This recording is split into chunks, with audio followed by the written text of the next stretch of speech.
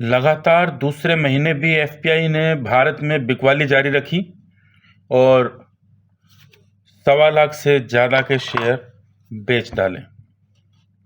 तो भाई साहब, हम बात करते हैं एफपीआई यानी विदेशी पोर्टफोलियो निवेशकों की। तो कुछ महीने पहले तक जो हमारी सरकार कहती थी कि हमारे बाजार को रिटेलर चला रहा है, उसको अब सांप सूंघ गया है। सरकार के एटीट्यूड ने भारतीय रिटेलर को चने के झाड़ पर चढ़ा दिया था और उसी रिटेलर ने सरकार का समर्थन प्राप्त कर, सरकार ने कहा आप खरीदो खरीदो, तो सरकार का समर्थन प्राप्त कर बाजार को नारियल के पेड़ पे चढ़ा दिया था।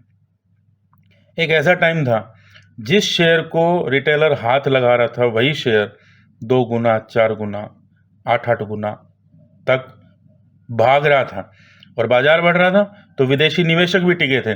लेकिन बदली वैश्विक परिस्थितियों के बीच माहौल यहाँ भी बदल गया और भारत के ओवर वैल्यूड कंपनियों के शेयर बेचकर विदेशी भागने लगे। 2024 के शुरुआत के 9 महीनों तक सब ठीक चल रहा था, सितंबर तक। मई में हमारी नई सरकार आई। मई से पहले ही सरकार बोल रही थी कि आप खरीदो खरीदो, इसके मई के बाद इतना बूस्ट होगा कि आप खरीद भी नहीं पाओगे। रिटेलर को और जोश आया और वो खरीदने पे लगा।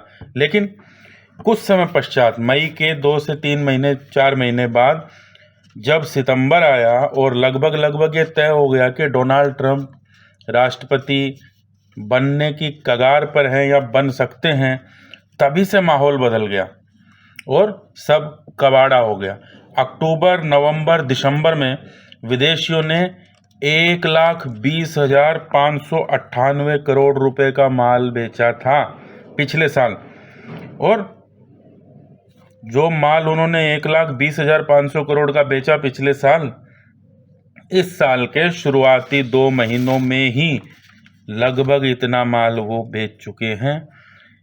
एफपीआई यानी विदेशी पोर्टफोलियो निवेशकों ने भारत में इस साल जनवरी में 78,027 करोड़ रुपए के शेयर बेचे थे। लगा था कि जब पिछले 3 महीने पहले बेचा उन्होंने, जनवरी दिसंबर में हालांकि कुछ बाइंग की थी उन्होंने 13-14 हज़ार करोड़ के आसपास की, लेकिन ऐसा लगा कि जनवरी में ये लोग रुक जाएंगे। जनवरी में इन्होंने बेच दिया, 78,000 करोड़ रुपए का माल बेच दिया, तो लगा था कि शायद वे बेच कर अब थक गए हैं और अब यहाँ पर स्टॉप करेंगे। लेकिन ऐसा नहीं हुआ और इस महीने यानी फरवरी माह में भी एफपीआई ने 34,574 करोड़ रुपए का शेयर बेच डाले। तो कुल मिलाकर देखा जाए तो 2025 के शुरुआती 2 महीनों में ही विदेशी पोर्टफोलियो निवेशकों ने 1,12,601 रुपए का माल भारतीयों को चिपका दिया। इसको सीधा सीधा चिपकाना इसलिए बोलेंगे कि जब मार्केट बूस्ट कर रहा था, इन्होंने कम प्राइस पे खरीदा, मार्केट बूस्ट हुआ, सरकार का पूरा हाथ रहा रिटेलर पे कि आप खरीदो। रिटेलर ने माल खरीदा और जब माल का प्राइस बढ़ गया तो ये बेचकर वापस चले गए और सारा माल, इसमें कुछ भारतीय संस्थागत निवेशक जो डीआईए है, डोमेस्टिक इंस्टीट्यूशंस, उन्होंने भी खरीदा, लेकिन ज़्यादातर माल बाजार को बढ़ता देखकर करोड़पति बनने आए रिटेलर के माथे पड़ गया। एफपीआई आखिर बेच क्यों रहा है? एफपीआई के बेचने का रीज़न साफ है कि अमेरिका में बॉन्ड यील्ड में बढ़ोतरी हो गई है। अमेरिका के डॉलर में मजबूती के साथ साथ विश्व में जो आर्थिक उठापटक चल रही है, उसके चलते विदेशी निवेशक डरे हुए हैं।